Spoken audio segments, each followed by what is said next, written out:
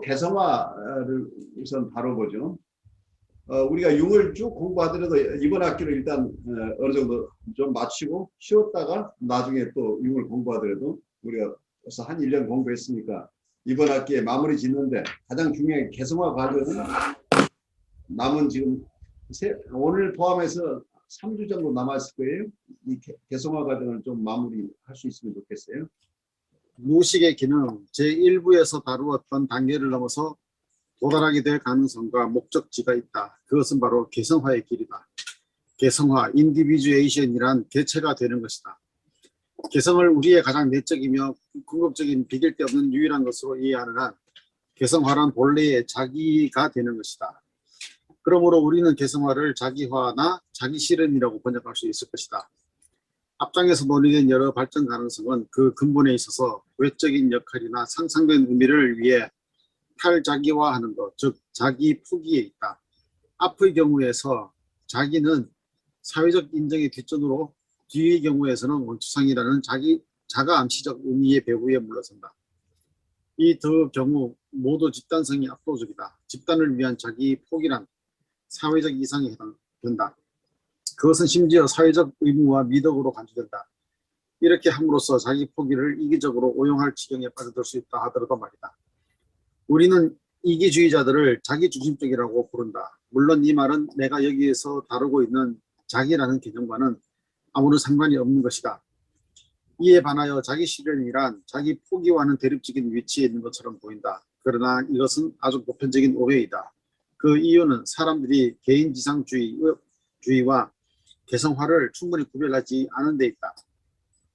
개인지상주의는 집단적 배려와 의무에 대치되는 추적상의 특이성을 의도적으로 주장하며 강조하는 것이다.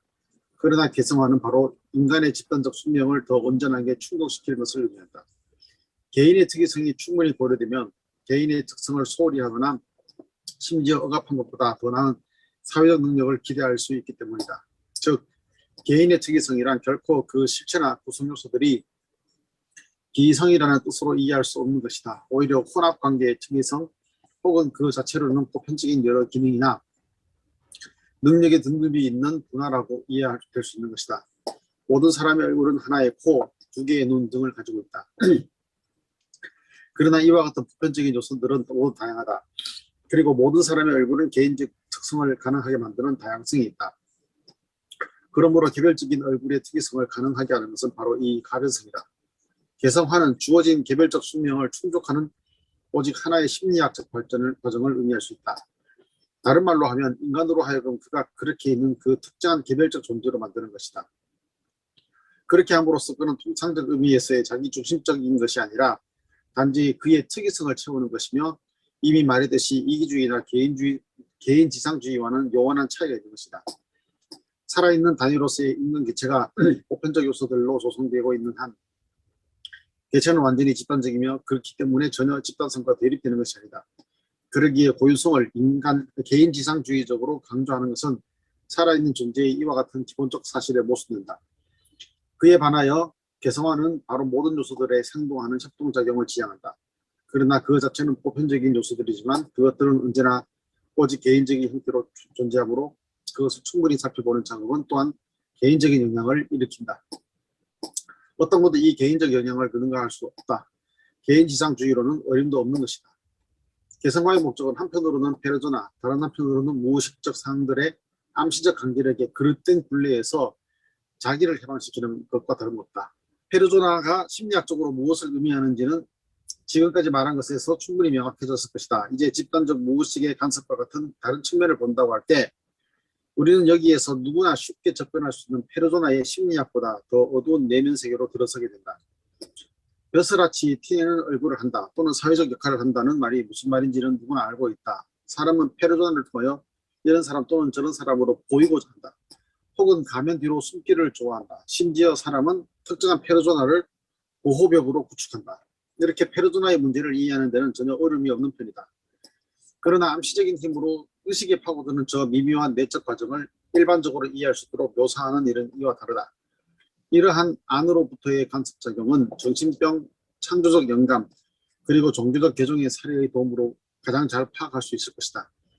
우리는 그와 같은 내적 변화의 매우 탁월한 이를테면 사실에 정통한 서술을 웰즈의 크리스티나 알베르타스의 아버지에서 발견한다. 또한 비슷한 종류의 내적 변화가 도대의 헤레도에서 기술되었는데 읽어볼 가치가 있다. 포괄적인 소재는 윌리엄 제임스의 종교 경험의 다양성에 있다. 비록 이와 같은 많은 경우에 그 변화를 직접 일으키거나 아니면 적어도 유발하는 외부적 요소들이 있다고 해도 외부적 요인들이 인격 변화의 생성에 관한 충분한 설명 근거를 항상 제공하는 것은 아니다. 오히려 우리는 주관적인 내적 근거와 의견과 확신에서 인격 변화가 생길 수 있도록 인정해야 한다. 그때의 외적인 계기는 아무런 역할도 안 하거나 하더라도 매우 하찮은 역할을 한다. 병적인 인격 변화에 있어서 이것은 말하자면 하나의 상례이다. 압도적인 외적 사건에 대해 분명하고도 단순한 반응을 나타내는 정신병의 사례들은 예외에 속한다. 그 때문에 정신의학에서 유전적 또는 후천적 병리적 소인은 근본적인 원인적 요인이기 마련이다.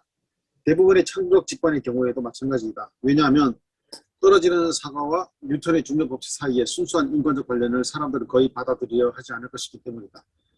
마찬가지로 직접 암시와 전염된 사례에 귀착시킬 수 없는 저 모든 종교의 개종은 독자적인 내적 과정이 기인하며 과정의 진행은 인격 변화에서 그 정점에 이른다. 이 과정은 대체로 어떤 특징을 갖고 있다. 즉 처음에는 의식의 문턱 아래서 즉 무의식적으로 진행하다가 그저 천천히 의식에 도달한다는 사실이다. 물론 인격이 무너지는 순간은 매우 갑작스러운 것일 수 있다. 의식이 순간적으로 극도로 기이하고 전혀 예상치 못한 내용으로 치워지기 때문이다. 문외한이나 당사자 자신에게는 그렇게 보일 수 있다. 그러나 전문가에게는 전혀 그런 갑작스러움이란 없는 겁니다. 즉 실제적으로 인격의 무너짐은 보통 여러 해를 거쳐서 종종 반생에 걸쳐 준비되어 온 것이다. 그리고 이미 어린 시절에 다소간 상징적으로 미래의 이상한 발전을 시사하는 온갖 주목할 만한 점이 관찰될 수도 있다. 예를 들어 음식을 거부하여 인공급식으로 코에 튜브를 꽂고 식사하는 매우 괴상한 어려움을 감수하던 한 정신병 환자가 있었다. 튜브를 꽂기 위해서는 마취를 할 필요가 있었다. 그러나 그 환자는 소위 자기의 마취 방법으로 혀를 삼키는 것이 가능했다. 혀를 목구멍으로 훅대시키는 것이다. 이렇게 혀를 삼키는 행위는 그 당시 나에게는 완전히 새롭고도 낯선 사실이었다. 잠시 정신이 맑아졌던 시기에 나는 환자로부터 다음과 같은 사실을 알게 되었다. 젊은 시절 그는 종종 어떻게 목숨을 끊을까 하는 생각에 몰두하였다. 비록 사람들이 온갖 생각을 할 수 있는 방식으로 그의 자살 시도를 막았음에도 불구하고 처음에 그 젊은이는 호흡 중지를 모색하였다. 그런데 의식을 반쯤 잃은 상태에서 다시 호흡하기 시작하는 사실을 발견하였다. 그러다가 그는 그 호흡 중단 시도를 포기하고 음식을 거부하면 되지 않을까 생각했다. 이런 환상은 그가 음식이 후두관을 통하여 섭취할 수 있다는 것을 발견하기까지는 그를 만족시켰다. 그러므로 그는 이제 어떻게 이 후두관의 통로를 폐쇄할 수 있을까를 곰곰이 생각하였다. 그리하여 혀를 뒤쪽으로 압박하는 생각을 하게 된 것이다. 그러나 처음에는 성공하지 못했다. 그래서 그는 동일한 방법으로 규칙적인 연습을 시도하기 시작하였다. 드디어 그는 때때로 마취할 때 뜻하지 않게 일어나듯 혀를 어느 정도 삼키는 데 성공하였다. 아마도 혓바닥 근육을 완전히 인공적으로 위축시킨 듯하다. 그 젊은이는 이런 기이한 방법으로 자기 미래의 정신병을 준비한 것이다. 그의 정신병은 두 번째 발작 이후부터는 고칠 수 없는 병이 되어버렸다. 다른 사례를 대신한 이 젊은이의 사례는 훗날 겉으로는 갑작스러운 듯이 보이는 이상한 무의식의 내용의 침입이 실제로는 갑작스러운 것이 전혀 아니고 오히려 여러 해에 걸친 무의식적 전개의 결과임을 가리키는 것이다. 여기에서 제기되는 큰 물음은 이런 무의식적 과정이 무엇으로 이루어지는가? 그리고 그 과정이 어떤 상태로 되어 있는가 하는 것이다. 그 과정이 무의식적인 한 그것에 대해서 물론 아무 말도 할 수 없다. 그러나 무의식적 과정은 때로는 환자의 증상을 통하여, 때로는 행위, 생각, 정감, 환상과 꿈을 통하여 모습을 드러낸다. 그와 같은 관찰 자료에 힘입어 우리는 그때그때의 무의식적 과정의 상태와 전개에 관해 간접적인 결론을 내릴 수 있다. 그 경우에 우리는 물론 무의식적 과정의 진정한 성질을 인식했다는 착각에 빠져서는 안 된다. 우리는 무의식 과정에 말하자면 마치 무엇인 듯 보인다는 것 이상에 다다르지 못한다. 어떠한 창조적 신도 결코 본성의 깊숙한 속까지 들어가지 못한다. 무의식 속으로도 들어가지 못한다. 그러나 우리는 무의식이 결코 쉬는 법이 없다는 것을 알고 있다. 무의식은 항상 작업하는 것 같다. 우리가 잠잘 때에도 우리는 꿈을 꾼다. 꿈을 보통 전혀 꾸지 않는다고 주장하는 사람들이 많이 있기는 하지만 가장 있을 법한 것은 그들이 꿈을 단지 기억하지 못한다는 것이다. 심지어 수면 중에 말하는 사람들은 대화를 나눈 꿈을 대개 회상하지 못하거나 꿈을 꾸었다는 사실조차 기억하지 못한다는 주목할 만한 사실이 있다. 하루에 한두 번씩 다음과 같이 스스로 다짐하지 않고 지나간 날이 없을 것이다. 즉 우리의 기억에서 무엇이 없어졌는데 그것이 다른 때에 저절로 생생하게 되살아난다는 것, 어떤 기분에 사로잡히는데 그 근원을 알 수 없다는 등, 이것은 서로 관련된 무의식적 활동의 증후인 것이다. 그것은 밤에는 꿈에서 직접 볼 수 있다. 그러나 낮에는 그저 때때로 의식의 억압을 뚫고 나오는 것이다. 우리의 현재까지의 경험이 미치는 한 우리는 무의식 과정이 의식에 대하여 보상적 관계에 있다는 주장을 내세울 수 있다. 마치 나는 대립적이라는 말을 쓰지 않고 분명히 보상적이라는 말을 사용한다. 그 이유는 의식과 무의식은 상호 대립해 있는 것이 아니라 서로 전체, 즉 자기가 되기 위해 보완하기 때문이다. 이런 정의에 따라 자기란 의식된 자아에 대해서 상위의 크기를 갖고 있는 셈이다. 자기는 의식의 정신뿐 아니라 무의식의 정신을 포괄하고 있다. 그러므로 자기는 이른바 우리가 있는 그대로인 하나의 인격이다. 우리는 부분적 시본을 소유하고 있다고 상상해도 좋을 것이다. 예를 들어 많은 어려움이 없이 우리 자신을 페르소나로서 볼 수 있다. 그러나 자기로서의 우리가 무엇인지를 분명히 한다는 것은 우리의 상상 능력을 능가한다.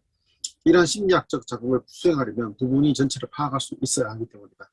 또한 우리가 조금이라도 자기의 근접한 의식성에 도달할 희망도 거의 없다.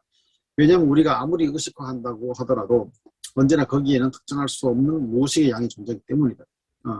때문인데 이것은 자기의 전체성에 함께 속하는 것이다. 그래서 또한 자기는 항상 우리를 뛰어넘는 상위의 크기로 남게 되는 것이다.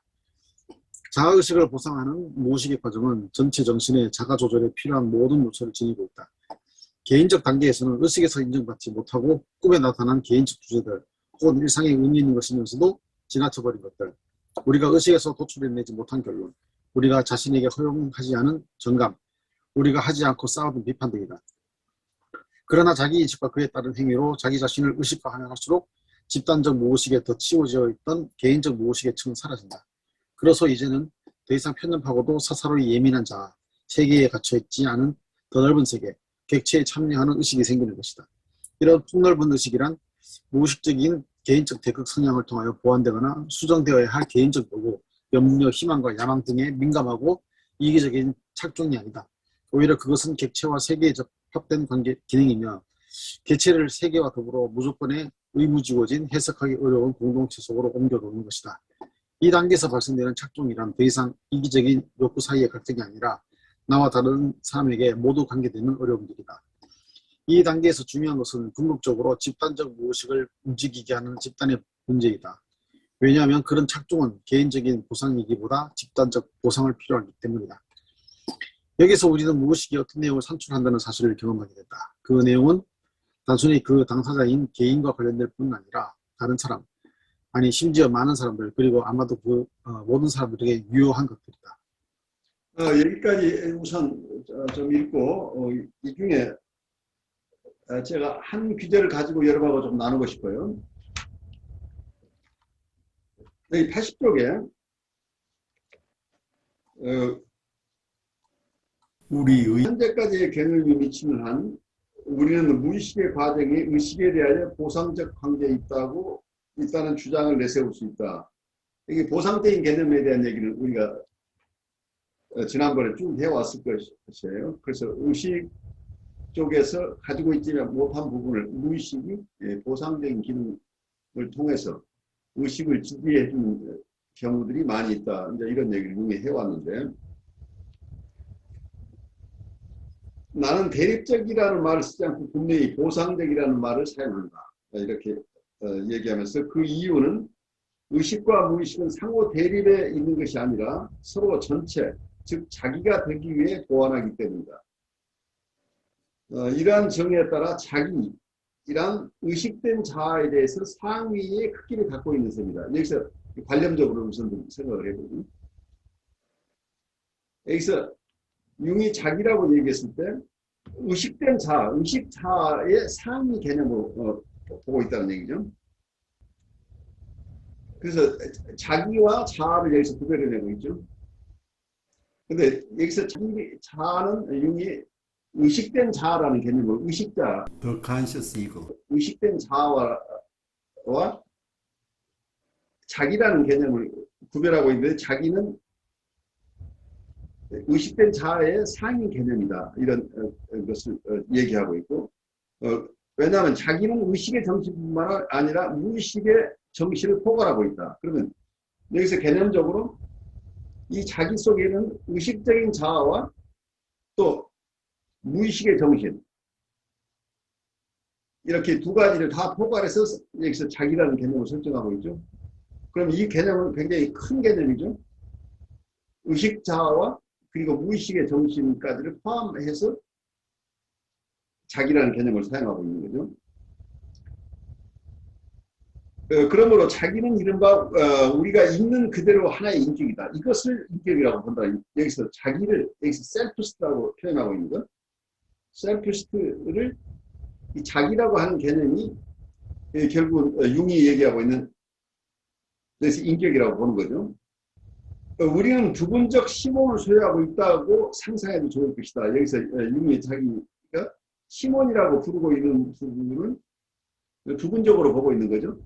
이 시몬은 그 자기라는 상위 개념 밑에 있는 것으로 지금 보고 있는 거예요. 그래서 예를 들어 많은 어려움 없이 우리 자신을 페르소나로 볼 수 있다. 우리 페르소나라는 건 우리가 잘 알고 있듯이 하나의 우리에게 맡겨진 역할로서의 자기, 역할로서의 자아, 뭐 이런 개념이겠죠. 내가 선생님일 때 선생님으로서의 어떤 페르소나를 가지고 있고, 또 자기가 운동선수는 운동선수로 페르소나, 여러 가지 자기가 하는 역할에 따라서 페르소나가 있을 수 있는데, 이 페르소나를 좀 생각해 보시면 우리는 하나의 페르소나로만 사는 게 아니죠.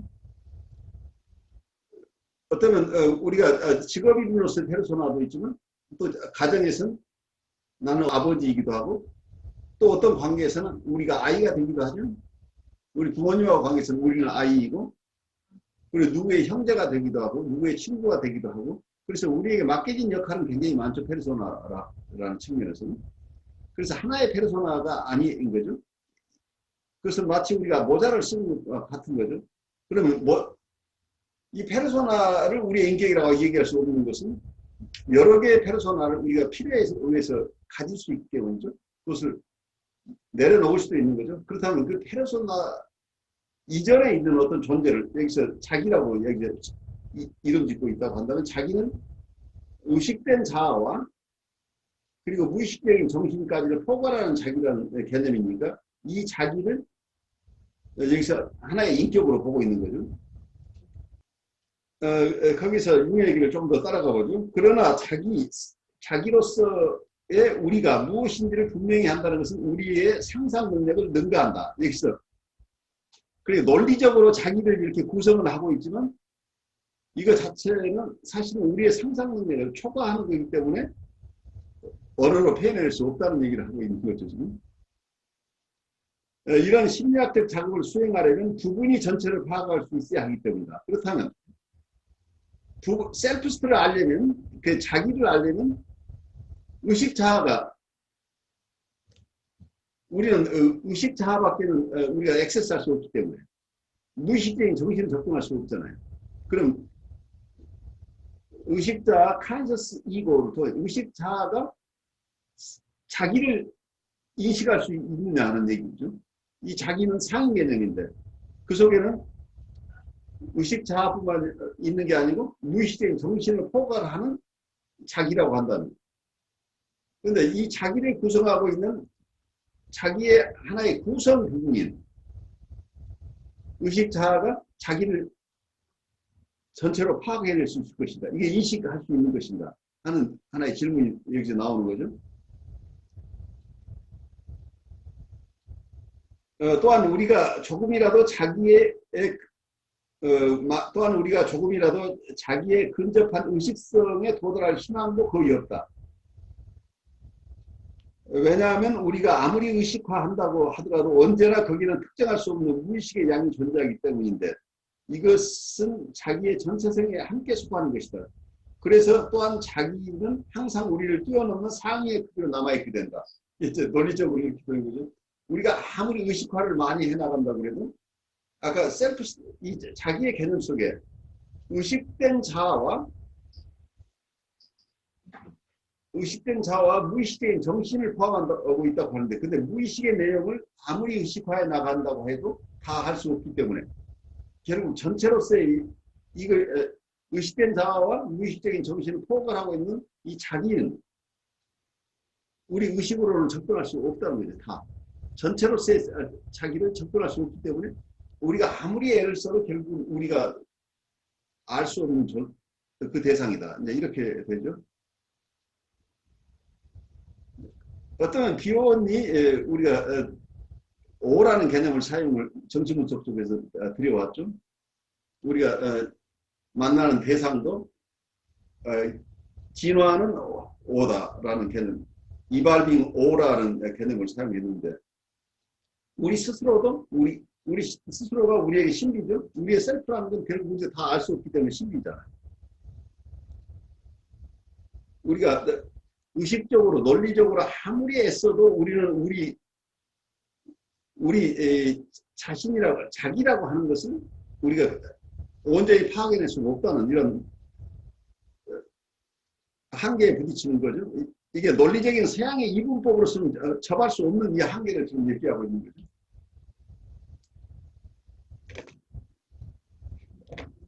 이 얘기가 어떤 면에서는 서양의 의식과 무의식을 양분하는 이거죠. 그리고 유와 무를 구별하고 그와 똑같이 유와 무라고 하는 것이 있는 것과 없는 것, 의식도 의식과 무의식으로 지금 나누고 있는 이분법이죠. 이 이분법을 통해서 결국 우리를 이해한다고 하는 것이 어느 지점에서 한계에 도달하고 있는 것을 지금 논리적으로 잘 설명하고 있어요. 우리가 아무리 애를 써도 이 논리적인 방법으로 우리 의식적인 접근을 통해서 우리를 이해한다는 것은 불가능하다 하는 어떤 여기에서 융이 정직하게 자기의 애써 봤지만 도달할 수 있는 지점이 어느 한계가 있다고 하는 얘기를 하고 있어요. 이 얘기를 드리면서 여러분들은 어떻게 소화가 되는지 조금 나눌까요? 이게 그 보상적 관계라고 말하는 저기 뭐 융의 심리학에서 항상 대극이라는 게 나오잖아요. 그렇죠. 대극이라고 나오는데 분명히 그 대극 사이에서는 뭐랄까 의식이 작용하게 되면은 무의식은 숨어 있고 또 무의식이 드러나게 되면은 어떻게 보면 의식은 잠시 뒤로 보류되어 있는 그런 상태처럼 되고 또 성격 유형에서도 보면은 뭐 감각이 앞서 있으면 직관은 뒤로 물러서 있고 뭐 이런 그런 것들이 자기 스스로 대극이라고 말했지만 어떻게 보면 전체적으로 다 이거는 보상적 관계에 있는 것으로 그렇죠. 한쪽에서는 아퍼짓이라고 대극이라고 얘기하고 있지만 결국 컴펜세이션 관계라는 얘기죠. 예. 근데 항상 이제 융의 이야기에서 생각 드는 게 전에 수업할 때도 이제 어디에 조명이 비치느냐에 따라 가지고 조명된 곳이 보이면은 조명되지 않은 곳은 안 보인다가 되기 때문에 의식과 무의식이 그저 무의식이 그냥 정말 무의식으로 남아 있는 게 아니라 무의식이 자주 의식처럼 이렇게 드러난다는 뜻이 되거든요. 이게. 그렇죠. 근데 그거를 의식할 때는 무의식을 모르지만은 무의식이 드러난 것을 옆에 있는 사람들이나 누군가는 알게 될 수 있다. 이제 그런 이야기도 돼버리니까 어떻게 보면은 그 사람의 삶을 전체적으로 다 이야기하기에는 의식만 가지고는 불충분하다가 맞는 말이었고요. 그리고 그런 것들이 나는 그런 거 싫어해라고 말하지만 사실은 그런 것들이 자기 삶에 영향을 끼치고 어떤 면은 싫어한다고 의식적으로는 그렇게 말했지만은 무의식에서는 그걸 행동하고 있다는 그런 얘기거든요. 그래서 보면은 자기가 자기의 어떤 그 뭐라 그러죠 그림자라고 하는 거 그런 거를 싫어할 때 있잖아요. 그렇죠. 다른 사람이 투사하는데 예를 들어서 막 나는 아버지의 어떤 모습이 싫다 하고서는 자기는 아버지랑 똑같은 행동을 하거나 뭐 이런 것들 그런 것들을 보면은 그것이 내가 의식의 수준에서는 그게 좋다 싫다 말하지만 무의식적으로는 그게 자기 삶의 일부분이 되어 있다는 뭐 그런 이야기도 그러니까 이 전체적으로 보면은 하나의 자기의 모든 인격을 형성하는 그냥 다 한 덩어리라는 그런 이야기가 되는 것 같아요. 그러니까 한 덩어리를 우리가 이해되는 건 의식이라고 하고 이해되지 않는 건 무의식이라고 그냥 얘기하고 있는 거죠. 그래서 그거 자체가 우리의 마음을 이해하는데 의식, 무의식이라는 이런 단순한 개념만 가지고 잡아낼 수 없는, 왜냐하면 의식은 무의식과 끊임없이 교류하면서 무의식의 일부가 의식화되고 있는데 또 의식에 있던 것이 일부는 또 무의식으로 계속 또 내려가고 이런 순환의 과정이죠. 그러니까 어쩌면 달이 상현달에서부터 점점 반달이 돼가다가 다시 하현달로 이렇게 움직이고 있죠. 그러니까 동양의 사고방식은 모든 것은 계속 변화한다예요. 주역이라고 하는 건 어떤 변화의 원리를 얘기하고 있는 거죠. 모든 것은 끊임없이 변화하고 있다 하는 거죠. 근데 그 변화가 어떤 방향으로 움직이는지를 설명해내고 있는 게 어떤 그 주역이라는 역이라고 설명하고 있는 그런 학문들이죠. 그런데 모든 것은 변화하는데 이것이 변화하는 방향이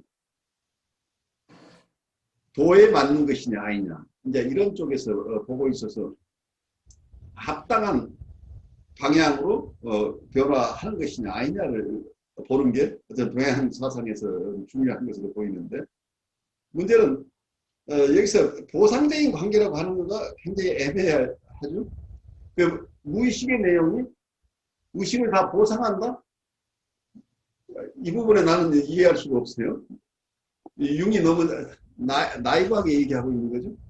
무의식의 내용 속에는 보상적인 기능을 하는 것도 있지만 의식 속에 있는 것을 파괴하는 기능을 하는 것도 있을 수 있어요. 무의식의 내용 속에서는 의식을 도와주는 부분도 있지만 의식의 성장을 저해하는 요인도 있을 수 있는데 이게 어느 것이 보상적이고 어느 게 보상적이 아닌지 여기에 대한 식별이 없는 상태에서 무의식의 내용이 의식을 다 보상한다. 그러면 굉장히 심플하게 되는 거죠. 그냥 무의식을 의식화하면 할수록 우리는 점점 개성화가 되나간다. 이렇게 얘기할 수 있는데 만약에 그 해로운 요소가 의식을 계속해서 의식에 영향을 주고 있다고 한다면 이 개성화는 건강한 개성화인지 아닌지 우리가 이해할 수 없는 거죠. 어떤 방향으로 개성화가 일어나는 것인지. 그런 의문을 남게 우선 개념상 어떤 면에서는 서양 쪽에서 끊임없이 어떤 현상학에 전제해서 현상 중심으로 하는 이분법적인 사고방식을 넘어서지 않고 계속 이 현상의 세계의 논리를 가지고 우리의 정신 전체를 이해하려고 하는 데서 오는 어떤 한계점도 있을 수 있는데 그 부분을 우리가 어떻게 이해하고 우리는 이걸 어떻게 보완해 나갈 것인가 하는 생각을 가지면서 융의 얘기를 계속 좀 따라가 보죠. 엘곤산의 원시림에 사는 엘곤족은 꿈에는 두 종류가 있다는 사실을 나에게 설명해 주었다. 작은 사람의 평범한 꿈과 큰 사람, 예를 들어 마술사나 추장만이 가질 수 있는 위대한 환상이 그것이다. 작은 꿈은 별것 아니다. 그러나 만약 어느 누가 큰 꿈을 꾸었다면 그 사람은 꿈을 모든 사람에게 설명하기 위하여 그 종족을 불러모은다. 그러면 자기의 꿈이 큰 꿈인지 작은 꿈인지를 어떻게 아는가? 그는 그 꿈이 중요한 것을 함축하고 있다는 것을 본능적 감정으로 안다. 그는 꿈의 인상에 너무도 압도되어 꿈을 혼자 가지고 있다는 생각을 전혀 하지 못한다. 그는 그 꿈이 모든 사람에게 중요한 것이라는 심리학적으로 올바른 가정 아래서 꿈을 이야기해야만 한다. 집단적인 꿈은 또한 현대의 우리에게도 정감적 중요성을 갖고 있어서 남에게 전달할 것을 강요한다. 집단적인 꿈은 관계의 갈등에서 나오기 때문에 의식된 관계 속으로 가져다 놓아야 한다. 왜냐하면 그런 꿈은 단순히 내적인 개인 편향이 아니라 이런 의식관계를 보상하기 때문이다. 그러나 집단적 무의식의 과정은 자기 가족이나 그 사람이 관계하는 그 밖의 사회 집단에 대한 그 개체의 얼마간 개인적인 관계만을 다룰 뿐 아니라 또한 그의 사회에 대한 관계, 인간 사회 전체에 대한 관계를 다루고 있다. 무의식적 반응을 일으키는 조건이 일반적이고 비개인적인 것일수록 무의식의 보상적 표현은 더 의미 있고 낯설며 더 압도적인 것이 된다. 그것은 사적인 통보뿐 아니라 계시, 신앙 고백을 촉구하며 또한 심지어 그 내용을 제한하는 역할을 강요하기까지 한다. 무의식이 인간관계를 어떻게 보상하는지는 다음 사례가 설명해 줄 수 있을 것이다. 언젠가 나는 상당히 거만한 신사를 치료한 적이 있다. 그는 동생과 함께 가게를 경영하고 있었다. 그 형제는 대단한 긴장관계에 있었고 그것은 나의 환자의 신경증이 주된 원인이었다. 환자의 진술만 가지고는 무엇이 그 긴장의 진정한 이유였는지 분명치 않았다. 그 환자는 동생에 대해 온갖 비난을 하였다. 또한 동생의 재능에 관해 별로 좋지 않은 이미지를 제시했다. 그런데 그의 꿈에서 동생은 비스마르크, 나폴레옹 또는 줄리어스 시저 역할을 하는 사람으로 등장하였다. 그의 집은 바티칸 궁전이나 터키 황제 궁전으로 나타났다. 그러니까 그의 무의식은 동생의 등급을 본질적으로 격상시킬 필요를 가졌던 것이다. 나는 거기에서 나의 환자가 자신을 너무 높게, 자기 동생을 너무 낮게 평가하고 있다는 결론을 내렸다. 그 이후의 분석의 경과는 그런 나의 결론이 어느 고로거나 들어맞았음을 보여주었다. 정신없이 어머니에게 매달리던 한 젊은 여자 환자가 있었다. 그녀는 언제나 어머니에 관한 고약한 꿈을 꾸었다. 즉 그녀의 어머니는 꿈에서 마녀, 유령, 박혜자로 나타났다. 어머니는 그 딸을 극도로 귀여워했고 그녀의 자상함으로 딸을 현혹했기 때문에 딸이 어머니의 해로운 영향을 의식적으로 통찰할 수 없을 정도였다. 그러기에 그 딸의 무의식은 어머니에 대한 보상적 비판을 실행해 옮길 것이다. 내게도 그런 일이 있었다. 나의 여자 환자를 두목적으로나 지적으로 아주 낮게 평가한 적이 있었다. 나는 꿈에서 높은 바위로 둘러싸인 성을 보았다. 그 성의 가장 높은 탑에는 한 발코니가 있었고 거기에 나의 여자 환자가 앉아 있었다. 치료 시간에 나는 그녀에게 주저없이 이 꿈을 알렸고 물론 최상의 성과를 얻었다. 우리는 우리가 부당하게 고소평가하는 바로 그 사람 앞에서 스스로 웃음거리가 되려는 성향이 있다는 사실을 알고 있다. 물론 반대의 경우도 있을 수 있다. 예를 들면 나의 친구 중 한 사람에게 일어난 일처럼 말이다. 아직 어린 대학생일 때 그는 비르효 각하에게 알현을 청하였다. 그가 불안에 떨면서 자기 소개를 하려고 이름을 말하자고 했을 때 내 이름은 비르효입니다 라고 말하고 말았다. 비르효는 그 학생을 보며 실수롭게 웃으면서 아 그대 이름도 비르효인가 라고 했다. 자기가 아무것도 아니라는 감정이 나의 친구의 무의식에 분명히 너무 과하게 작용했기 때문에 무의식은 그를 당장의 비르효와 동일한 크기로 생각하도록 한 것이다. 이런 개인적인 관계에서는 무의식은 물론 집단적 보상을 크게 필요로 하지 않는다. 이에 반해서 처음에 언급한 사례에서 무의식으로부터 이용된 형상들은 매우 집단적인 성격의 것이다. 그것은 보편적으로 인정된 영웅들의 모습이다. 이 사례에서는 두 가지 해석 가능성이 있다. 하나는 나의 환자의 동생이 사회에서 인정받고 그 명성이 멀리에까지 미치는 사회적으로 중요한 사람이든가 혹은 나의 환자가 자기 동생과의 관계에서만 아니라 어느 누구와의 관계에서도 과대관념에 시달리고 있든가 둘 중 하나이다. 첫 번째 가정에 대해서는 그럴 만한 근거가 없었으나 두 번째 가정에 대해서는 이미 눈으로 보기만 해도 사실임을 말해주고 있었다. 나의 환자의 대단한 거만은 개인적으로 자기 동생뿐 아니라 더 나아가 사회 집단에도 관계된 것이었기 때문에 그에게는 집단적 상해 보상이 필요했던 것이다. 이와 같은 것이 두 번째 사례로 적용된다. 마녀는 하나의 집단적 상이다. 그러기에 우리는 이 젊은 여자 환자의 눈먼 의존은 개인적으로 그녀의 어머니에 대해서뿐 아니라 더 나아가 사회 집단에 관계된다고 토론해야 할 것이다. 이것은 그 소녀가 아직도 완전히 부모와 동일시하던 유아적 세계 안에서만 살고 있는 한 그러하다. 위에서 서술한 사례들은 개인적인 범위의 인간관계에 해당된다. 그런데 때때로 무의식적 보상을 필요로 하는 비개인적 관계들도 있다. 이런 경우에도 얼마간 신화적 성격을 띤 집단적 상들이 출현한다. 그런 경우에도 얼마간 신화적 성격을 띤 집단적 상들이 출현한다. 도덕적, 철학적, 그리고 종교적 문제들은 그 보편 타당성의 성격 때문에 가장 빨리 신화적 보상을 유발하는 법이다. 앞에서 언급한 웰즈의 책에서 우리는 바로 전형적인 보상을 만난다. 즉 지극히 작은 인격체인 프레비시는 본래 그가 왕중왕, 사르곤의 화신이라는 사실을 발견한다. 다행히 저자의 천부적 재능은 가련한 사르곤을 경적인 비웃음의 저주로부터 구출하였고 심지어 독자에게 이런 가슴 아픈 구조리에서 비극적이면서 영원한 의미를 인식할 가능성마저 제시하였다.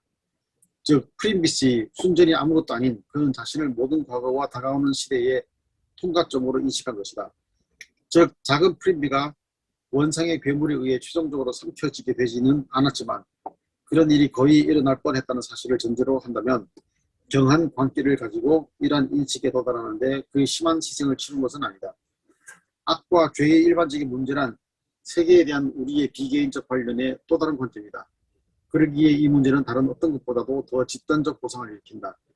16세의 한 환자가 심한 강박신경증의 초기 증으로 다음과 같은 꿈을 꾸었다. 낯선 길을 가고 있다. 날이 어둡다. 누군가가 뒤따라오는 발걸음 소리를 듣는다. 그는 약간 무서워서 좀 빨리 걷는다. 그 발걸음은 더 가까워졌고 그의 불안은 더 커졌다. 그는 달리기 시작한다. 그러나 그 발걸음은 그를 따라 붙는 것 같다. 그는 마침내 몸을 돌린다. 그리고 거기서 악마를 본다. 죽음의 공포에서 그는 공중으로 솟구쳐 오르고는 거기에 그대로 걸려있다.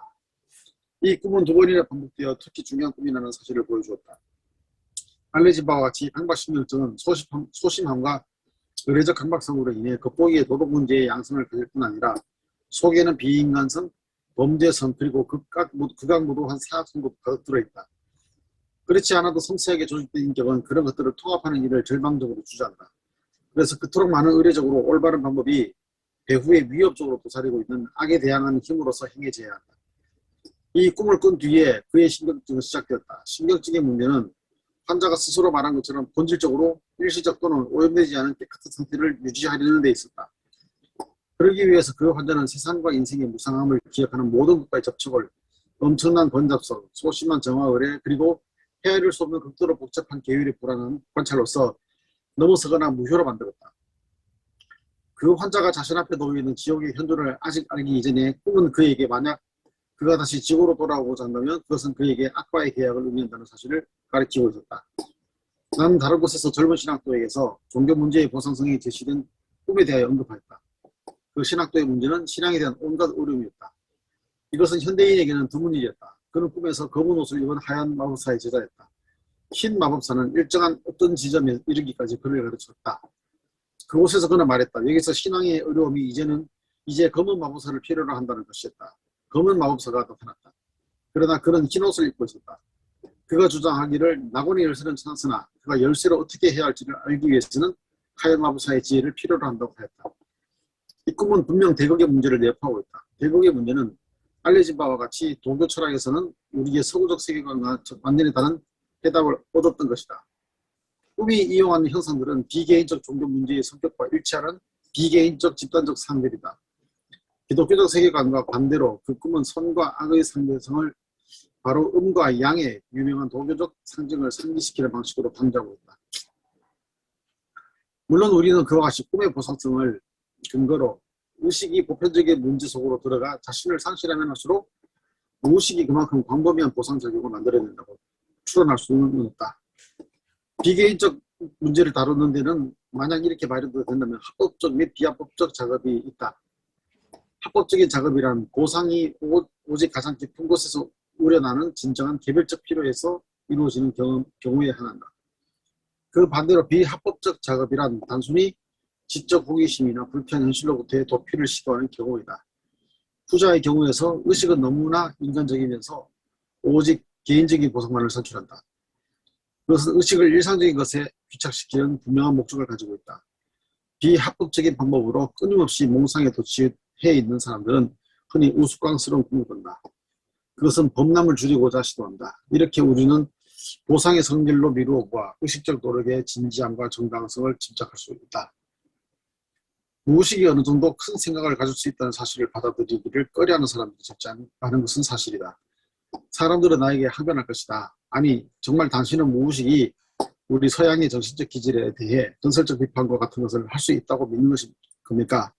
라고. 만약 우리가 그런 문제를 지적인 것으로 파악하고 무의식에 합리주의적인 의도가 있다고 덮어 씌운다면 일은 물론 맹랑해진다. 우리는 분명히 무의식의 의식 심리학을 떠넘겨서는 안 된다.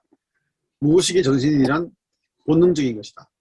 무의식에는 분화된 기능이 없다. 무의식은 우리가 사고라고 이해하는 그런 방법으로 사고하지 않는다. 무의식은 단순히 의식의 정황에 응답하는 상을 만들어낼 뿐이다. 이 상들은 풍성한 관념뿐 아니라 감정을 포함하는 모든 것이다. 다만 결코 합리주의적으로 숙고한 산물이 아닐 뿐이다. 그런 무의식의 상을 차라리 예술적 환상이라고 규정 지을 수 있을지 모른다. 우리는 마지막에 소개한 꿈의 근간을 이루는 문제가 꿈꾼 사람의 의식에서도 결코 지적인 문제가 아니라 깊은 전동적 문제라는 사실을 쉽게 잊는다. 그런 윤리적 문제는 도덕적인 사람에게는 하나의 격렬한 물음으로서 자기의 가장 이상적인 포부와 가장 깊은 충동 과정에 뿌리하고 있는 것이다. 그에게 이 문제는 마음을 뒤흔드는 생생한 현실이다. 그러기에 그의 본성의 심층이 이 문제에 대하여 응답한다고 해도 놀랄 일이 아니다. 누구나 자기의 심리학이 만물의 척도라고 생각한다는 사실, 그리고 만약 그 누군가가 우연히도 멍청이어서 그런 문제는 도대체 자기의 관찰 범위에서는 나타나지 않는다고 한다면 심리학자는 그 문제를 계속해서 걱정할 필요가 없을 것이다. 왜냐하면 심리학자는 객관적으로 추론하는 것들을 하나의 주관적인 존재로 왜곡함이 없이 있는 그대로 받아들여야 하기 때문이다. 그러므로 더 풍부한 마음과 보다 더 폭넓은 성품을 지닌 사람들이 당연히 어떤 비개인적 문제에 사로잡힐 수 있는 것처럼 그들의 무의식도 같은 양식으로 응답할 수 있는 것이다. 마찬가지로 왜 선과 악 사이에는 이러한 끔찍한 갈등이 존재하는가 하는 물음을 의식이 내놓을 수 있다면 무의식 또한 그 물음에 이렇게 응답할 수 있는 것이다. 너 자신을 잘 보아라. 그 두 가지, 즉 선과 악은 서로를 필요합니다. 또한 최상의 그 속에서도 아니 바로 그것이 최상의 것이기에 악의 싹을 갖고 있는 것이다. 선한 것이 악의 싹에서 생겨나지 않을 만큼 그렇게 나쁜 것은 없느니라. 꿈꾼 사람은 외견상 해결될 수 없는 것처럼 보이는 갈등이 아마도 시간과 장소의 메인 정신적 자세에 선입견일지 모른다는 사실을 어렴풋이 알게 될 것이다. 겉보기에 복잡한 꿈의 상은 구체적이고 본능적인 상식의 모습으로 쉽게 자신을 드러낼 수 있게 될 것이다. 이렇게 드러난 것은 이성적 사고를 갖지 않은 단순한 계기에 불과하며 그 사고는 성숙한 정신의 소유자라면 의식적으로도 생각할 수 있을 법한 사고이다. 하여튼 중국 철학은 그것을 이미 오래전부터 생각해왔다. 그러한 생각이 나타내는 특이하게도 적절한 구체적 형상은 모든 원시적이며 자연스러운 정신이 지닌 특성이다. 그것은 우리 모두의 마음속에 살아있으며 다만 외골로 발달된 의식에 의해서 어둠 속에 가려져 있는 것이다. 만약 우리가 이런 견지에서 무의식에 의해 일어난 보상을 관찰한다면 이런 관찰 방식은 무의식을 의식의 관점에서 판단하는 것이라는 정당한 비난을 받게 될 것이다. 실제로 나는 이러한 고찰을 할 때는 언제나 다음과 같은 관점에서 출발했다. 즉 무의식은 의식의 내용에 대해 단지 어느 정도 반응한다는 것. 물론 대단히 의미 있는 방식으로 반응하지만 자기 고유의 주도권을 갖고 있지 않다는 것이다. 지금 내가 무의식적인 것이 모든 경우에서 정말 단지 반응적일 뿐이라고 확신하는 것 같은 인상을 일깨우는 것은 결코 나의 의도가 아니다. 그와 반대로 무의식은 자발적일 뿐만 아니라 그 통솔을 자기의 것으로 만드는 능력까지 가진 것으로 입증될 만한 수많은 경험이 있다. 사람들이 사소한 무의식성이 머물러 있어 결국 신경증적 상태가 된 수없이 많은 사례가 있다. 무의식에 의해 유발된 신경증으로 인해 그들은 무감각한 상태에서 내쫓기게 된다. 이것은 아주 흔히 신경증 특유의 나태함이나 절망적 저항에 대항하면서 일어난다. 그러나 내가 보기에는 그런 사례들에서 무의식이 어느 정도 깊이 생각한 보편적인 계획에 따라 행하고 일정한 목표를 갖고 그 목표를 실현하고 추구한다고 가정하는 것은 물론 빗나간 생각일 듯하다. 나는 이러한 가정을 증명할 만한 것을 전혀 발견하지 못했다. 우리가 파악할 수 있는 한 추진 동기는 본질적으로 다만 자기 실현을 향한 충동으로 보인다.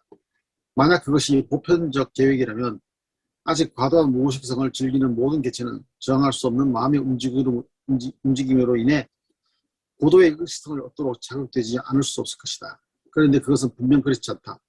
잘 알려진 무의식성에도 불구하고 신경증이 되지 않는 넓은 인후층이 있다. 그러한 숙명에 부딪힌 소수의 사람들은 어떤 이유로든 원시적인 단계에 오랫동안 머물러 온 상위층의 사람들이다. 그들의 본성은 그들이 부자연스럽게 느끼는 무감각성에 오랫동안 머물러 있는 것을 잡지 못한다. 그들의 의식의 협소함, 그들의 실존과 삶의 한계성 때문에 이들은 에너지를 절약하고 그것은 무의식적으로 점차 쌓여 있다가 결국은 급성신경증 같은 형태로 폭발하는 것이다. 이러한 단순한 기재 배우에 어떤 계획이 필수적으로 있어야 하는 것이 아니다. 자기 실현을 향한 이해할 수 있는 충동이라는 해명으로 족할 것이다. 인격의 뒤늦은 성숙을 이야기할 수도 있을 것이다. 지금 우리가 절대적인 의식성의 꼭대기에 다다르기에는 아직 상당한 거리가 있는 만큼 누구에게나 아직 많은 의식성을 획득할 가능성이 있다. 그러므로 우리는 또한 무의식적 과정이 언제나 어디에서나 그 내용을 의식 가까이로 보내고 이것들이 인식될 때 무의식의 주변을 확대할 것이라고 가정할 수 있다. 이러한 방식으로 생각해보면 무의식이란 마치 특정할 수 없는 넓이와 깊이를 지닌 경험 영역처럼 보인다. 만약 무의식이 의식에 대해 단순히 반응적이라고 한다면 우리는 무의식을 어떤 정신적 반응 세계라고 규정할 수도 있을 것이다. 이 경우라면 정신의 모든 내용과 활동의 본질적인 원천은 의식에 있게 될 것이다. 그리고 무의식에를 기껏해야 의식적 내용에 왜곡된 반응상 이외에 아무것도 없을 것이다. 창조적 과정은 의식에 국한되어 있을 것이며 모든 새로운 것은 의식적 발명이나 궤변 이외의 다른 어떤 것도 아닐지도 모른다. 그러나 경험적 사실은 그 반대를 말한다. 모든 창의적인 사람들은 비자의성이 창의적 사고의 본질적 속성이라는 것을 알고 있다. 무의식이란 단순한 반응적 반영이 아니고 독자적인 생산적 활동이므로 무의식의 경험 영역은 하나의 고유한 세계이며 고유한 현실이다. 이제 이 세계에 관해서 우리는 다음과 같이 말할 수 있다. 그 세계는 마치 우리가 그 세계에 영향을 미치듯 우리에게 영향을 준다. 외부 세계의 경험 영역에 관해서 우리가 말하는 경우와 같은 것이다. 그리고 마치 그 외부 세계에서 물질적 대상들이 그것을 구성하는 요소인 것처럼 정신적 요소들은 저 무의식계에서의 대상들을 구성한다. 정신적 대상성이라는 생각은 결코 새로운 발견이 아니며 오히려 가장 오래되고 가장 보편적인 인류의 업적이다. 그것은 귀령 세계의 구체적 존재에 대한 확신이다. 물론 귀령 세계란 송곳 바라기의 발명과 같은 어떤 발명이 아니라 오히려 하나의 현실, 물질적인 세계에 결코 뒤지지 않는 또 하나의 세계에 대한 경험 또는 의식화였다. 마술적 작용, 마술적 실체를 모르는 원시 종족이 도무지 존재하는지 의심스럽다. 마술적인 것이란 단순히 심리적인 것에 대한 다른 단어일 뿐이다. 또한 상당히 많은 사람들이 귀령의 존재를 알고 있는 것 같다. 영이란 하나의 심리적 사실이다. 마치 우리가 우리 자신의 신체성을 낯선 신체와 구분하는 것처럼 원시인은 만약 그들이 혼에 대해서 알고 있다면 그들의 혼들과 귀령들을 구별하는 것이다. 귀령이란 낯선 것, 자기 자신이 해당하지 않는 것으로 느껴진다. 귀령들은 외부적 지각의 대상이다. 그런가 하면 귀령보다 본질적으로 가까운 것으로 이해되는 자기 고유의 혼, 만약 10개의 혼을 가정한다면 여러 가지 혼들 가운데 하나는 통상적으로 소위 감관 지각의 대상이 아니다. 혼 또는 다양한 혼들 중에 하나의 혼은 죽음 뒤 귀령이 된다. 그것은 죽은 자 뒤에 살아남고 흔히 성격이 나빠져서 이런 성격의 악화는 부모적 개인적 불명성이라는 생각과 부분적으로 모순된다. 수마트라의 바탁 쪽들은 심지어 생전에 선했던 사람들이 귀령이 되면 아기를 품고 위험스러워진다고 말한다. 귀령이 살아있는 사람들에게 가하는 직구준 장난에 관해 원시인들이 말하는 것은 거의 모두 유령에서 발전한 상이며 그것은 신명체험을 확인한 현상들과 세부에 이르기까지 일치한다. 그리고 신명술에서의 귀령들의 통신을 통해 인식될 수 있는 것처럼 여기서 일어나고 있는 것은 정신적 부분의 활동의 의원이와 원시적 귀령은 무의식적 컴플렉스의 표현이다. 현대 심리학이 부모 컴플렉스에 대하여 부여하는 중요성은 부모 귀령이라는 위험한 영향력에 관한 원시적 체험이 직접적인 연속이다. 귀령이 외부 세계의 현실이라는 가정으로 만들어내는 원시인의 판단 차원은 부모 컴플렉스는 현실의 부모에게 책임이 있다는 우리의 그저 부분적으로만 옳은 가정에서 그 연속점을 찾을 수 있다. 프로이트 심리학 정신분석학의 낡은 외상 이론에서 그리고 그 밖의 것들에서 이 가정은 심지어 과학적인 해석이라고 인정되어 있다. 이러한 불명료성을 피하기 위하여 나는 부모 이마고라는 표현을 하였다. 물론 순박한 사람은 자기에게 직접 영향을 미치고 있는 가장 가까운 친족이 그의 마음속에 상을 산출하면 그것은 실제 가족과 일부만 합치하고 다른 부분은 그 자신의 주체에서 나온 모든 자료로 이루어진다는 사실을 모른다. 이마고는 부모의 영향과 어린이의 특수한 반응으로 생성된다.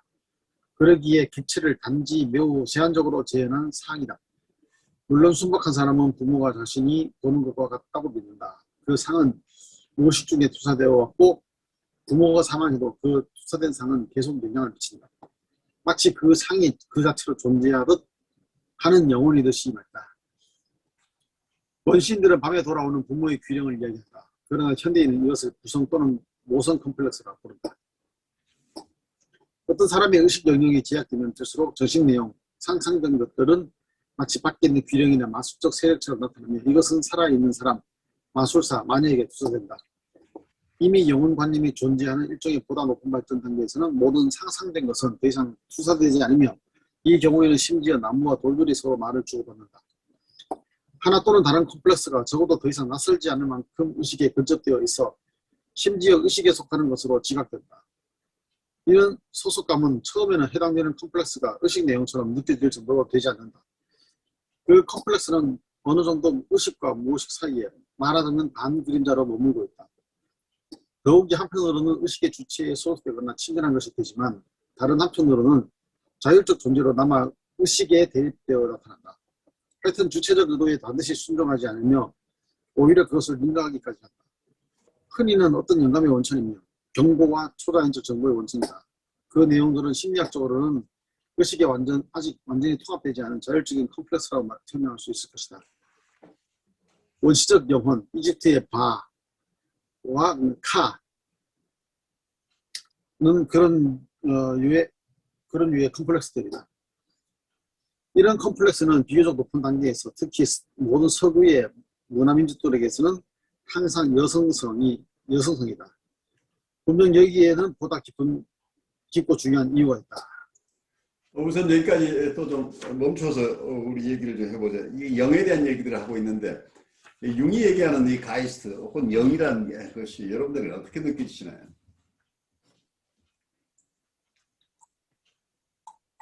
여기서 귀령세계에 대한 얘기들도 하고 있고 조금 혼란스럽죠. 어떻게 보면은 융이 말하고 있는 게 그냥 읽으면서 이해된 거는 마치 자기가 가지고 있는 상을 투사한 것처럼 그렇게 느껴지거든요. 그러니까 뭐 귀령이 존재한다, 영적인 무언가가 떠돌아다닌다가 아니라 예. 그냥 만약에 말하자면 어떤 무의식적인 것을 어딘가를 투사하는데 떠돌아다니는 뭐 부모상 그것처럼 그런 자기가 가지고 있는 이미지가 이제 마치 홀로그램처럼 나타난 그런 느낌처럼 그렇게 보여집니다. 그래 우리 한주연님은 어떻게 느끼세요? 저도 또 다른 모습의 제가 아닐까. 그리고 현실에서 이루지 못한 또는 좀 자유롭지 못한 이런 게 투사될 게 아닐까 싶은데요. 저는 의외로 조금 어제 제가 꿈을 꿨는데 아까 꿈 얘기도 하고 하는데 계속 그 생각이 나는 거예요. 어떤 꿈이죠? 꿈이 있어요? 피를 완전히 막 뒤집어 쓰는 꿈이었어요. 근데 그게 현실 세계라면은 굉장히 무시무시하고 이런 느낌이 들 텐데 그 꿈 안에서는 굉장히 어떻게 보면 이렇게 분출이 되는 느낌이었거든요. 굉장히 뭐라고나 할까? 무서운 게 아니고 그 꿈 안에서 피는 빨간색으로 제가 인식을 했는데 굉장히 이렇게 좀 시원한 그런 느낌을 받아가지고 진짜 공포영화 캐리 같은 데 나오는 것 같이 막 이렇게 피를 막 뒤집어 쓰는 꿈인데 제가 그거를 그냥 저기 꿈 해몽 막 이런 데서 찾아보니까 굉장히 좋은 꿈에 속하더라고요. 그래서 사실 뭐 꿈 해몽이 다른 게 아니고 이런 식으로 정신분석학적으로 어떻게 보면 해석할 수 있는 게 아닐까 하는 생각이 들었어요. 그게 무슨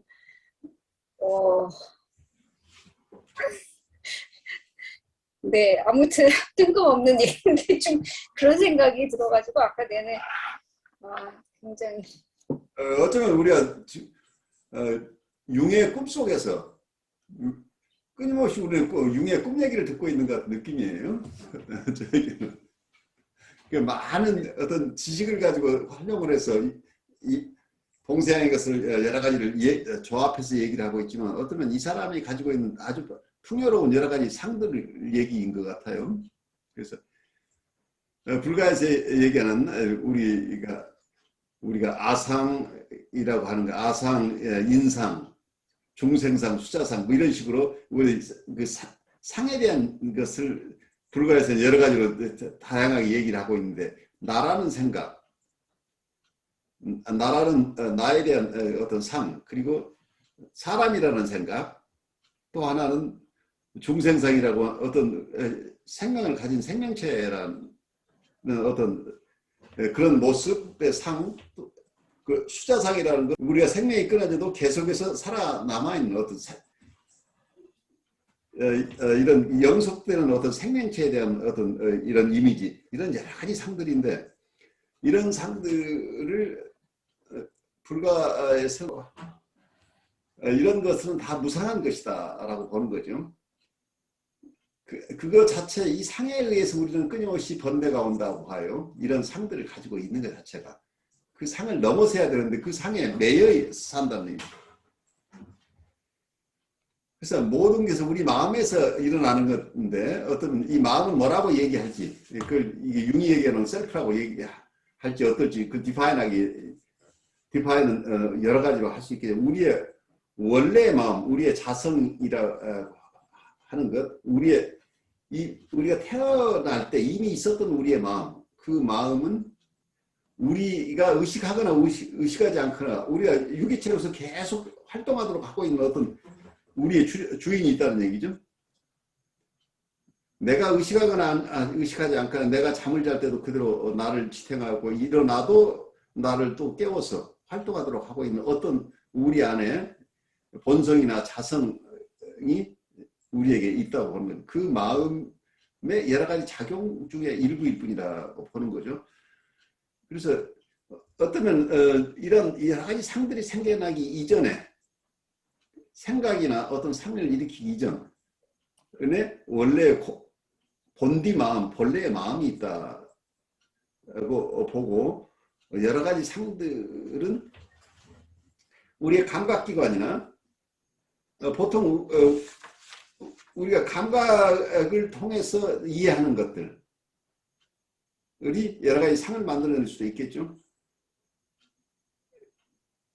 그런데 문제는 지금 여기 규령이라는 표현도 나오고 영에 대한 것도 이게 이거는 확대해서 개인적인 것뿐만이 아니라 어떤 집단을 위한 꿈 뭐 이런 것까지 지금 얘기를 하고 있는데 집단 꿈을 꾸는 것 중에도 개인적인 꿈이 있고 어떤 집단 어떤 민족 혹은 국가를 위한 꿈이 있을 수 있다. 뭐 그래서 큰 의미를 이제 부여하고 있는데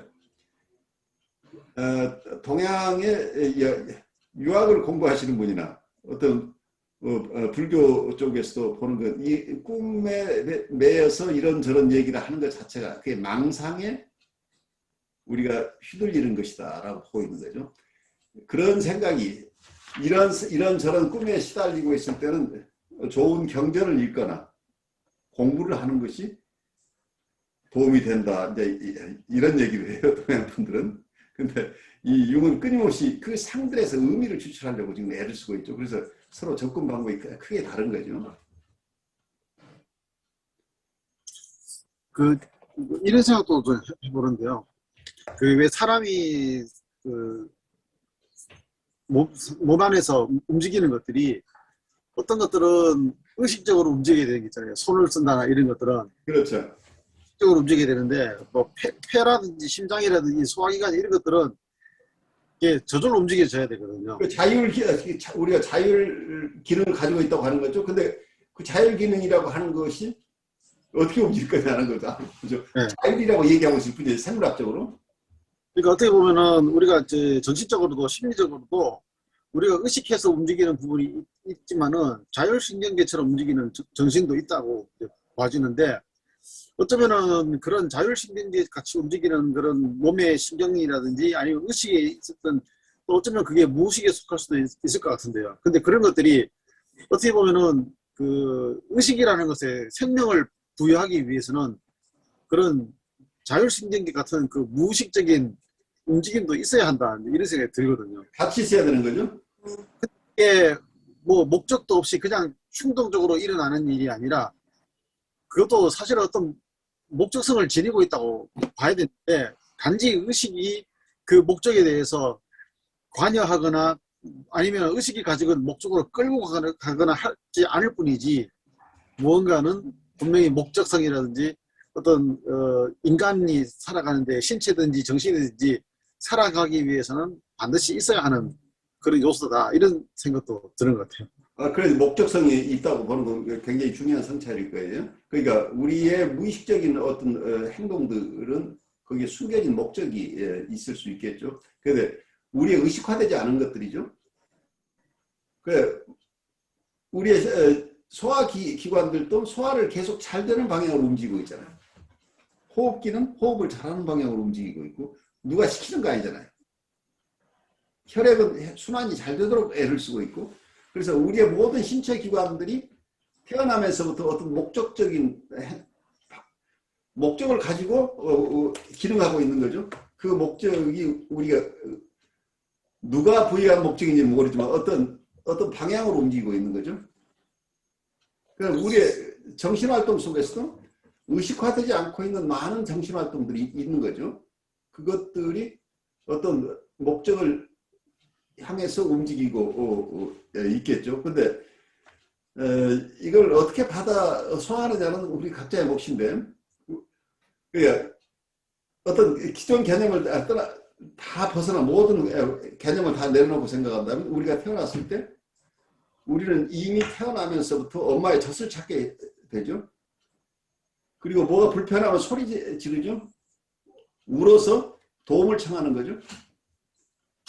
우리가 대상관계 얘기를 하게 돼 어떤 대상을 찾아 나가는 본능을 가지고 있다 한다면 우리는 이미 태어날 때부터 뭔가를 나를 보존하기 위해서 활동하고 있는 어떤 정신적인 주체가 있다는 얘기잖아요. 그 셀프는 처음부터 타고난다고 얘기할 수 있겠죠. 이 자기는 의식화하지 않고 의식화되지 우리가 생각하는 의식이 아니지만 무엇을 의식이라고 하는가는 우리가 디파인하기 나름이에요.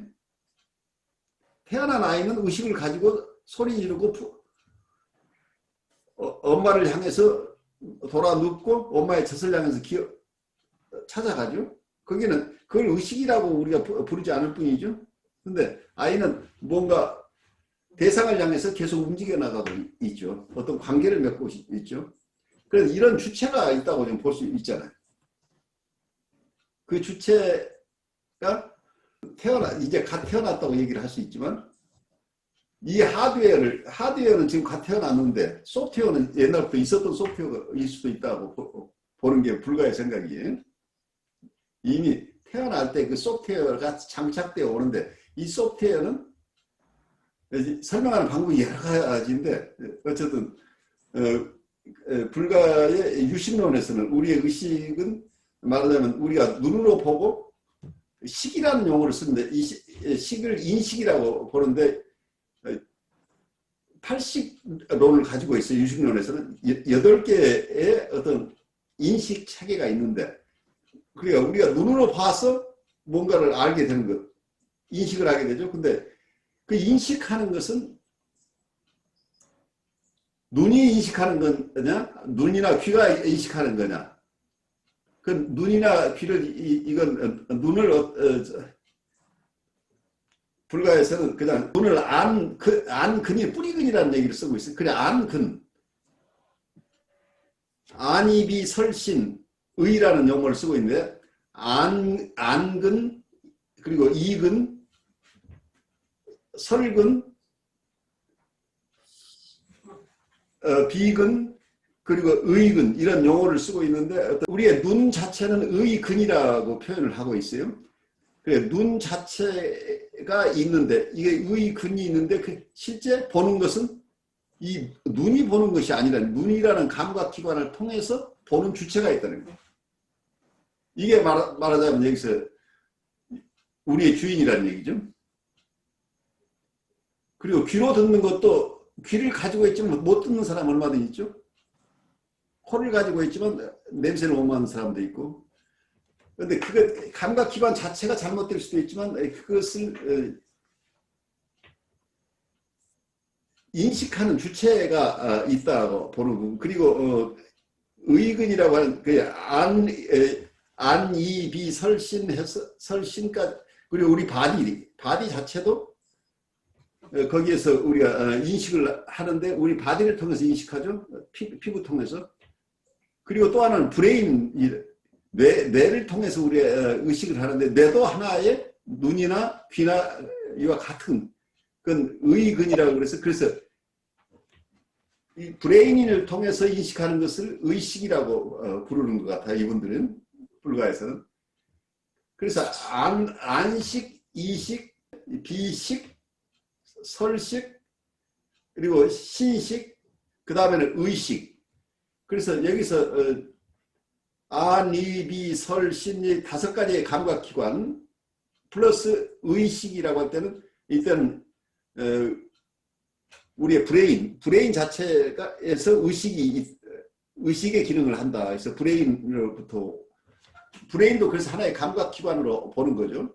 또 내가 생각하는 것이 다 옳다는 이런 아집을 7식이라고 얘기한다고 그래요. 그리고 8식은 우리가 경험한 것을 모두 저장하는 기능, 우리가 체험한 것을 다 저장하는 기능을 하니까 그래서 이걸 장식이라고 이렇게 표현하고 있는데 이렇게 여러 가지 인식 체계가 우리 가지고 있는데 이 인식의 주인은 따로 있다는 겁니다. 그래서 누가 보는 것이냐, 누가 생각하는 것이냐 하는 이 주체를 찾는 거예요. 이게 불가에서는 우리의 참 자기를 찾는 것이다 하는 부분이죠. 그래서 융이 끊임없이 얘기하고 있는 것은 이 현상학 속에서 이 상들의 문제, 우리가 여기서 아까 얘기하는 감각을 통해서 우리가 의식을 하지만 진리의 세계를 아는 것은 감각이 아니라 지각이라고, 지혜 지자를 써서 지각이를 통해서 우리가 이해하는 게 진리를 보는 인식체계라고 보고 있어요. 그래서 이치로 보면은 우리는 태어난 적도 없고 죽는 것이 없다고. 왜냐하면 우리의 상들은 다 영원한 게 아니고 일시적으로 생겨난 마음에 의해서 만들어진 것이 계속되는 것이 아니, 일시적인 것이다. 그래서 이런 모든 것이 무상하다. 계속 그대로 있는 것이 하나도 없다. 그러니까 우리가 알고 있는 이 현상의 세계들은 다 일시적인 것이다. 그래서 그 영원한 것이 하나도 없다는 것. 그래서 사는 지금 어떤 현상이라고 하는 것은 여러 가지 요소로 지금 그렇게 보일 뿐이지 그 자체가 본성은 없다고 보는 거죠. 그러니까 우리의 바디도 지수 화풍으로 이렇게 이루어졌을 뿐이지 이것 자체가 원래 우리의 몸이라는 게 원래 없다는 거예요. 그러니까 처음 생겨날 때부터 우리 몸이라는 게 따로 있었던 게 아니고 여러 요소가 모아져서 우리 몸을 형성하고 있다. 그렇지만 이게 하나 또 해체되면 원래 있던 대로 가기 때문에 이 우주론적인 입장에서 크게 보면 우리를 자기라고 하는 것을 내 신체 안에 제한시켜서 보는 우주관과 이 전 우주가 나라는 개념으로 보는 우주관에서 입장에서 본다면 내 바디도 인연에 의해서 잠깐 모였지만 흩어졌을 뿐이지 이게 자체가 없던 것이 생겨난 게 아니고 그리고 있던 것이 완전히 없어지는 것이 아니다. 이런 인식을 가지고 있어요. 생로병사의 현상을 살고 있지만 또 같은 그 현상이 그거 자체로 불생불사다라고 하는 인식체계, 이 두 가지 인식체계를 동시에 가지고 있는데 이것을 우리가 납득하는 것이 굉장히 어렵다는 얘기예요. 그래서 우리가 이게 맞다 틀리다를 떠나서 이 인식체계 자체가 근본적으로 다르기 때문에 서양 사람들이 동양의 생각을 이해했다고 하는 것 자체가 이해한 게 아닌 것이 대부분이라고 보여요. 생각이 아니고요. 제가 좋은 책 하나 또 소개해 드리려고. 예. 이거 불교 심리학 사전인데요. 예. 이게 그 일본 스님들이 몇 분 쓴 책인데 불교와 정신분석을 비교해가지고 정신분석 편, 불교 편 해가지고 항목별로 엄청나게 구체적으로 설명해 놨는데 저 같은 초짜 같은 경우에 가장 구체적이고 이렇게 이해하기 쉽게 항목별로 심리학 사전이에요, 한마디로. 근데 정신분석과 이게 어떻게 관계가 되는지에 대해서 엄청나게 그 긴 시간 동안 이 일본 스님들이 연구해가지고 이거를 해놨거든요. 그래서 굉장히 좋은 책이에요. 중요한 책을 소개를 해주셨네. 예, 아무튼 그래서 제가 이거를 읽으면서 제가 이걸로 스터디를 했었거든요, 재작년에. 근데 느낀 게 굉장히 불교가 굉장히 치료적인 어떤 학문이고 굉장히 그렇죠. 구체적이고 현실적인 학문이라는 거를 제가 이걸 스터디하면서 굉장히 많이 이해를 했던 적이 있어서 혹시나 혼자서 이거 다들 저보다 더 잘 아시겠지만 굉장히 예, 중요한 굉장히 좋은 책이에요. 네, 저는 이제 아까 그 무의식 관련된 이야기가 더 생각난 거는 그때 보면은 저기 심장 뛰는 거나 이런 것들이 그걸 정신적으로 표현한다 그러면 상당히 편집적이고 강박적이잖아요. 그렇죠? 계속 일정하게 뛰어야 되고 이런 것들이. 그래서 어떻게 보면은 이제 무의식 속에서도 그런 편집적이고 강박적인 것이 있지 않을까 그런 생각되는데, 어떻게 보면은 내 안에 있는 어떤 강박적이고 편집적인 것이 그 심리적인 생존을 위해 필요한 것이 아닌가, 그런 생각도 들면서, 근데 만약에 그게 의식으로 떠올라서 그게 나의 의식을 방해하는 정도까지 왔다라는 거는 어떻게 말하면은 심리적으로 생존에 상당한 위협을 느꼈다 이런 생각도 해보게 되거든요. 그렇죠. 그래서 이제 강박적이고 편집적인 것들로 인해 가지고 고통당하는 사람이라면은 심리적인 생존에 그 위협감을 느끼면서 살아보기 위해서 애쓰는 사람들이 아닐까. 그럼 정신병이라는 게 과연 그럼 무언가 하면은 정신적으로 문제가 있어서라기보다는 이 사람의 생존에 문제가 달렸구나 하는 뭐 그런 생각도 해봤습니다.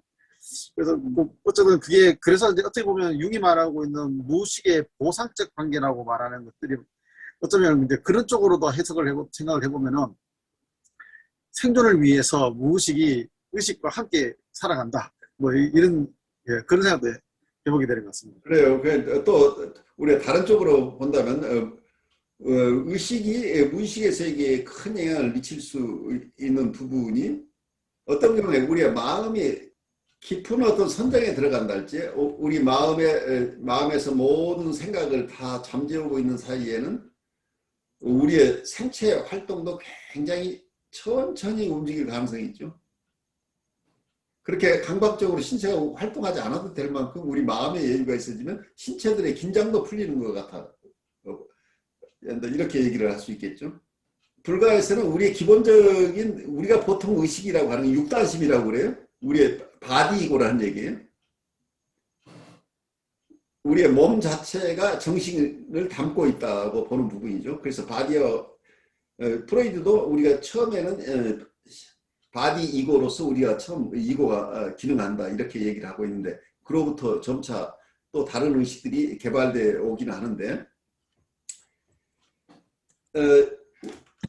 이런 서양 사람들이 얘기하는 의식과 무의식이라고 하는 이 문법의 세계, 우리가 의식이 있다 없다 하는 이 세계를 넘어서는 세계에 대한 얘기들까지를 우리가 함께 소화하는 작업이 필요한데, 우리 한주혜님 오늘 좋은 책을 소개해 주셔서 고마워요. 우리가 함께 좀 공부를 하죠.